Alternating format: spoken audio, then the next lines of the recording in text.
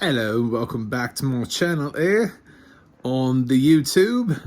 If you've come to my channel before and you are here through subscription, I just want to give you a big thanks for putting up with this review. Obviously, I'm doing this for a reason, because I'm getting into character for my review of Downton Abbey Electric Boogaloo. Or as they like to call it in America, Downton Abbey A New Era. Yes, I am John Starkmack, the movie guy, also the blind film critic in your subscription channel. And my accent is vaguely both Australian and British and terrible all at the same time. I don't know what's happening to it, but I'm just going to go with it for the continuation of this interview, which is also a review of Downton Abbey Electric Boogaloo. So, just for the fans of Downton Abbey that are wondering what the hell is going on, that's kind of how I felt, because I don't actually watch Downton Abbey, the TV series. So when I watch these movies, I kind of feel like, what the fuck is going on? But, unfortunately, I decided to pursue a viewing of this anyway.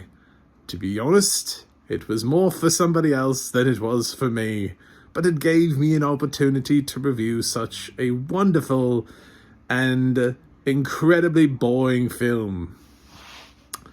Yes, Downton Abbey is delightfully charming in its British ways, which is, I'm sure, why it's so appealing to us here in America, where I'm assuming all of my audience lives, but you never know.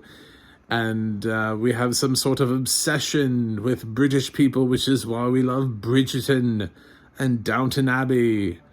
And people watch anything that is literally on PBS Masterpiece. It doesn't matter if it's good or not. They will watch it.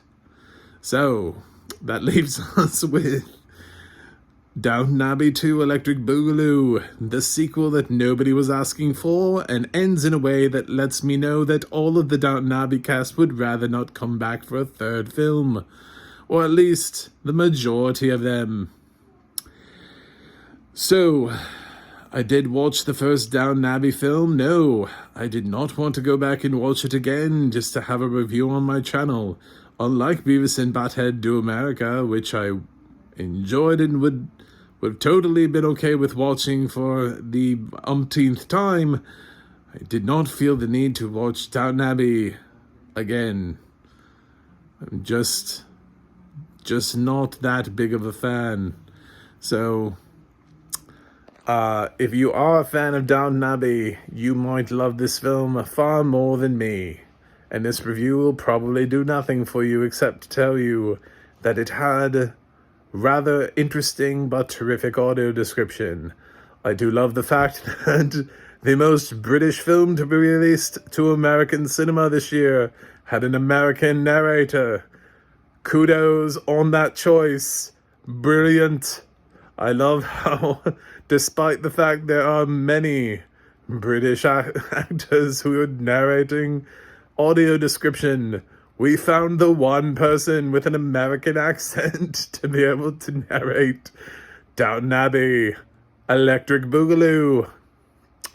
So, she did a good job though. Unfortunately, this is also on Peacock, which refuses to let you watch absolutely any of the credits. I was yanked out of the film exactly when it said Downton Abbey at the end of the film. And then all I heard was the narrator say, "Credits roll," and I was gone. I got nothing. I didn't get a director. I got no cast, no producer, no written by. I was immediately yanked from the film and thrown into something else. It was ridiculous and offensive, but thank you, Peacock. Anyway, back to the review of Downton Abbey. So what is happening with our favorite British people this time around? Well, as Lifestyles of the Rich and Famous would say, we are taking a tour of Downton Abbey. and this time with a movie crew that wants to shoot a film at Downton Abbey. So they've brought some people with them, and this takes place in 1930. At the time when we were flipping from silent films into talkies, and the silent actors are right in the middle of a film that gets, just as talkies become a big thing, and the studio head calls in and is like, no, we're canceling your film. And they're like, what do we do? Nobody wants silent films anymore. They want talkies. And that is the biggest plot of the film that is new, that introduces people who were not previously in Downton Abbey. As far as the rest of the characters that I assume were in Downton Abbey before, they are basically swarming around Maggie Smith until she dies, which it's pretty obvious that that's what she wants to do. She's 87 years old in real life. She doesn't accept awards at award shows anymore. She doesn't leave the house. I'm sure she just wanted to leave Downton Abbey. So, that's a spoiler, but you can see it. It's a long time coming. The whole film builds you up to it. It beats you over the head with it. And even when it's coming, it leads you into it in the slowest way humanly fucking possible. So, it's the worst way to do this scene, but they really wanted to ease you into it. I guess they really wanted to let you know at the beginning of the film, guess what? This thing is probably going to be happening. So they just keep suggesting, they're like, are you okay? Do you feel okay? Are you okay? Is something wrong? It's like the whole film, they just keep asking her. So, yes, that is probably the greatest thing about Downton Abbey, is Maggie Smith.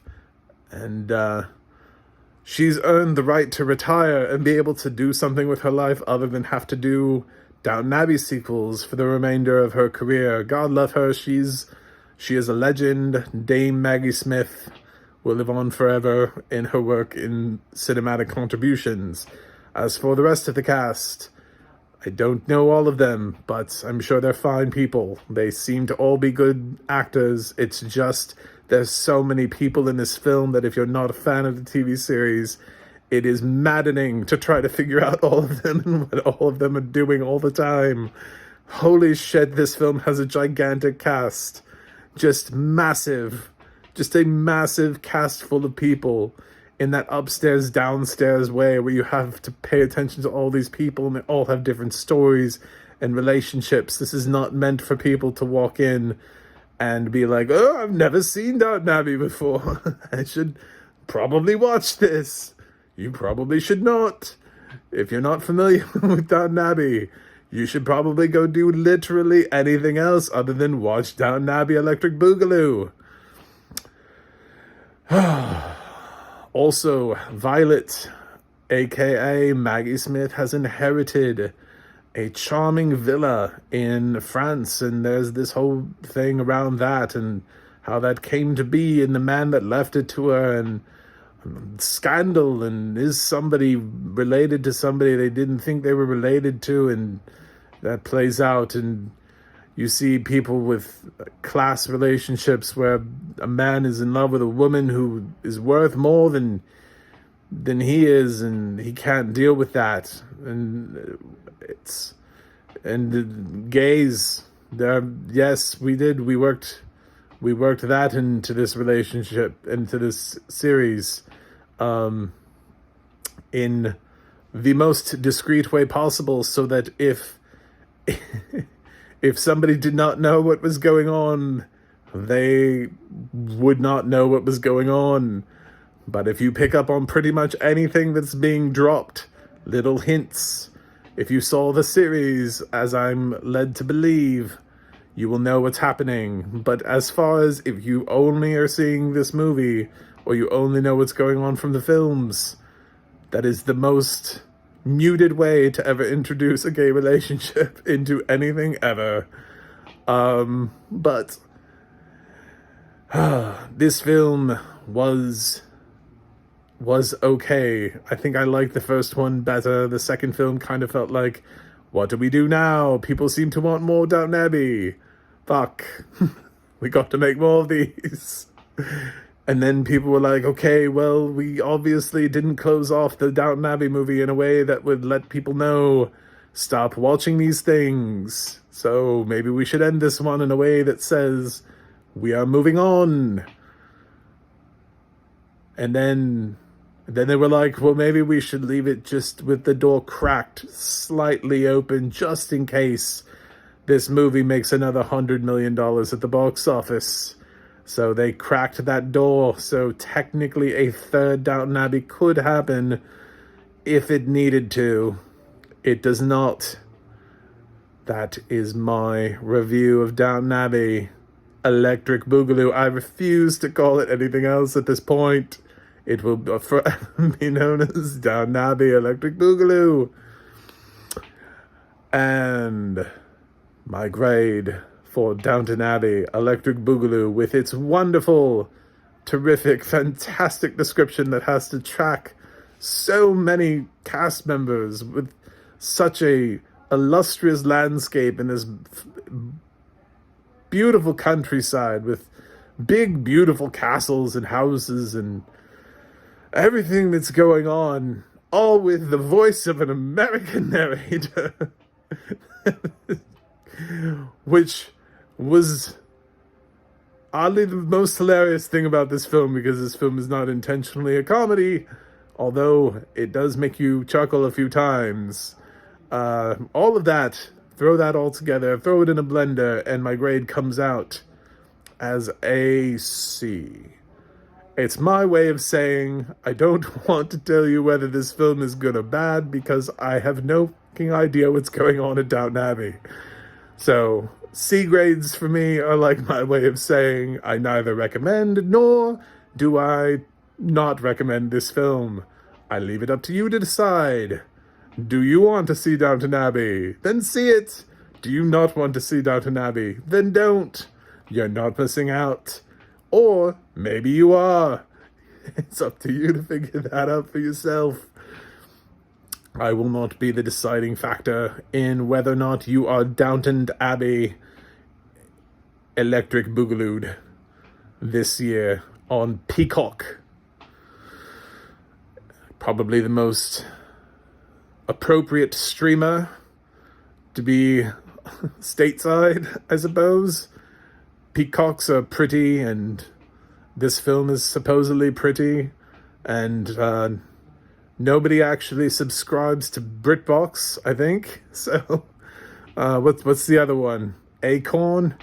I'm sure Acorn or BritBox would have loved to have the Downton Abbey, but unfortunately, they get British things nobody's ever heard of. So that's why nobody subscribes. Anyway, let me know what you think about this review. And my terrible accent. And hopefully you like and subscribe. And that was funny enough for you. No, just decided to have fun with this.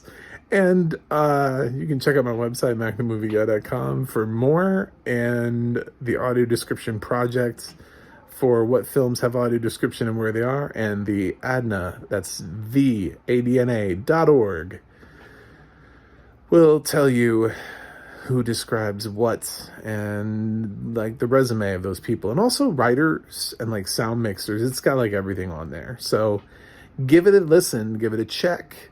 And if Downton Abbey, A New Era is your thing, then yeah, go watch it. Or if you're one of those weirdos that says Downton Abbey, A New Era, then I guess maybe it's your thing too.